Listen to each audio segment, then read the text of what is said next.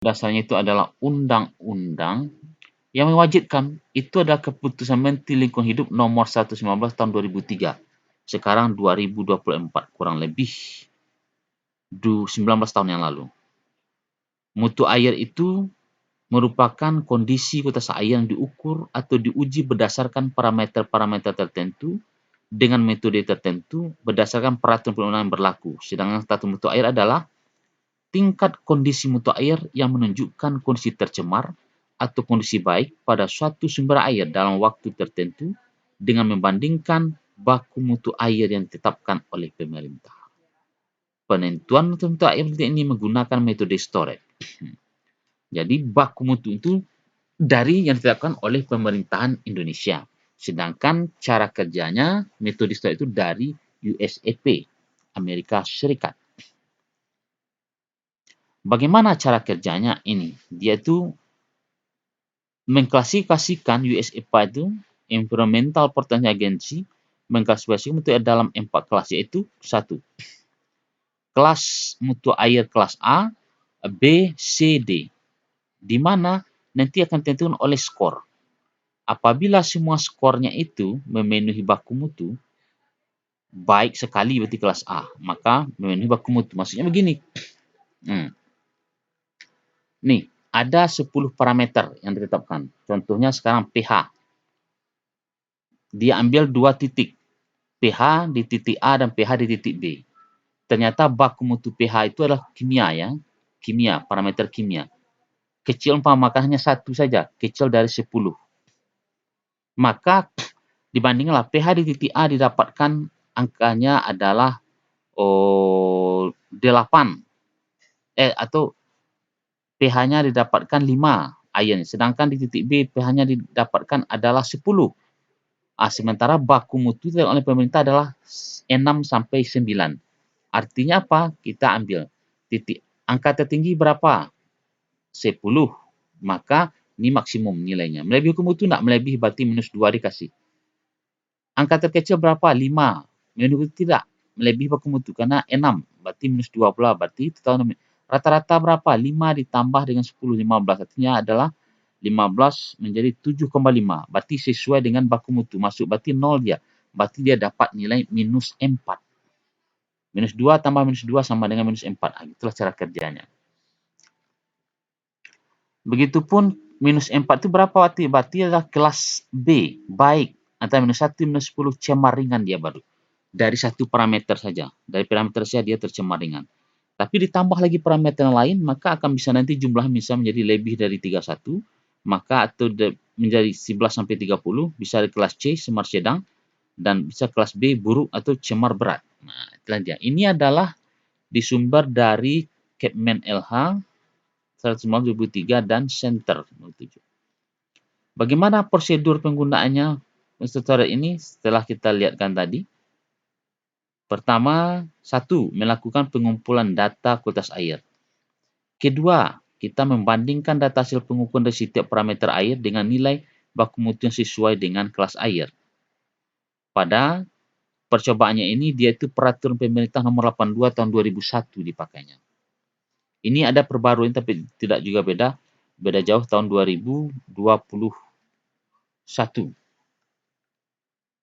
Jika hasil pengukuran memenuhi nilai baku mutu air atau hasil pengukuran itu lebih kecil dari baku mutu, maka diberi skor 0.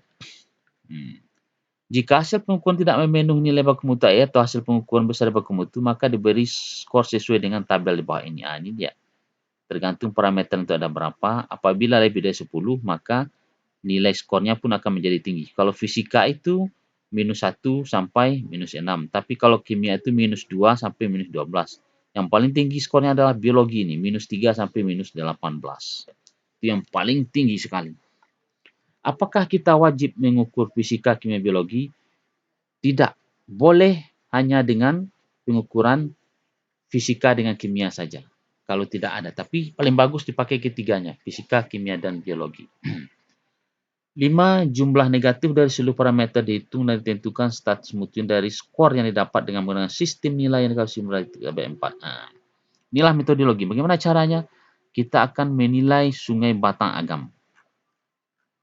Maka dilakukan adalah di sana adalah kerangka penelitiannya, ide penelitian dibuat, observasi lapangan, studi literatur juga dilakukan. Waktu dan tempat juga, inilah dia. Titik-titik yang diamati. Lokasi pengambilan sampel. Ini di HP diambilnya ini.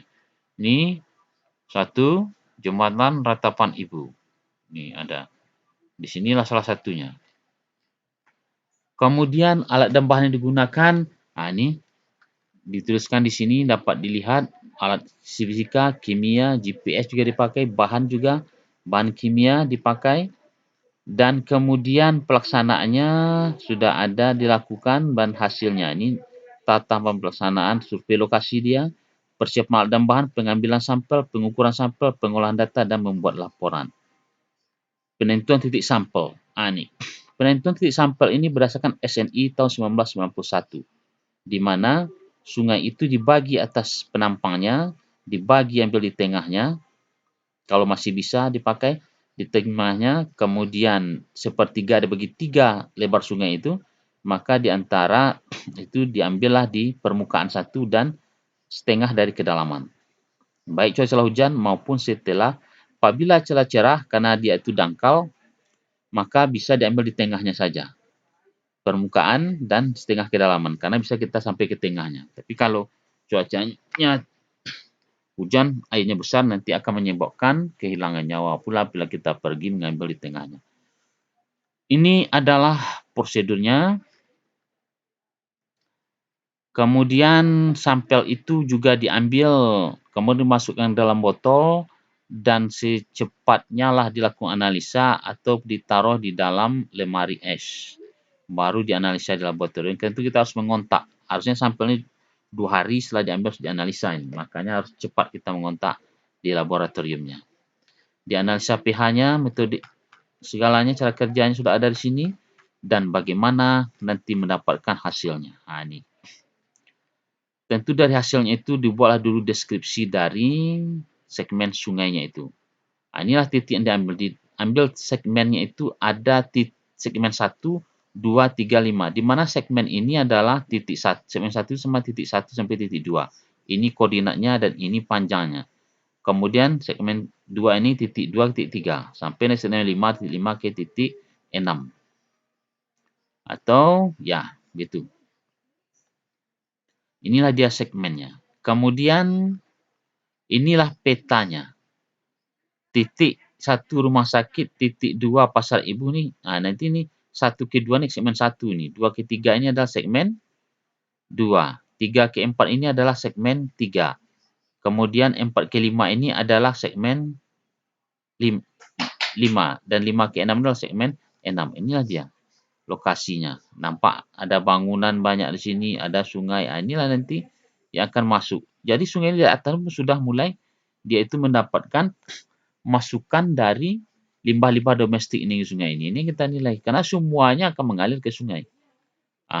Setelah itulah maka kita akan dapatkan hasilnya nanti. Ini titik 1, 2 ke 1 ke 2 ini adalah segmen 1. Ini juga begitu. Ini gambarnya. Ini kita ambil di Google, ada persawahan kiri kanannya, maka limbah-limbah sisa-sisa pupuk pestisida akan masuk ke sungai ini. Begitulah kenyataannya. Dan ini adalah debit. Debitnya diukur juga meter kubik. Paling tinggi debitnya itu adalah pada ini 150 meter kubik per detik, dan ada pula kalau tidak hujan. Dia itu rata-rata ada sampai 25 meter kubik per detik. Jadi begitu tinggi perbedaan antara hujan dengan serah. Hujan ini kita masukkan apa? Apakah dengan jumlah besarnya dari debit sungai itu, tingginya, kemudian limbah domestik, polutan masuk ke sana itu akan terencerkan sehingga tidak menjadi tercemar lagi, atau masih tetap tercemar juga? Ini akan kita jawab nanti dari hasil penelitiannya ini. Ternyata dari pH sudah ada, suhu, OXDO sudah ada nih. Data-datanya langsung kita coba masuk kepada nanti ini hasil penelitiannya kita munculkan di sini, kemudian ini agar mudah kita balik ke PowerPoint. Ini dia dapat kita amati. Titik ini adalah segmen, titik ini segmen ini. Segmen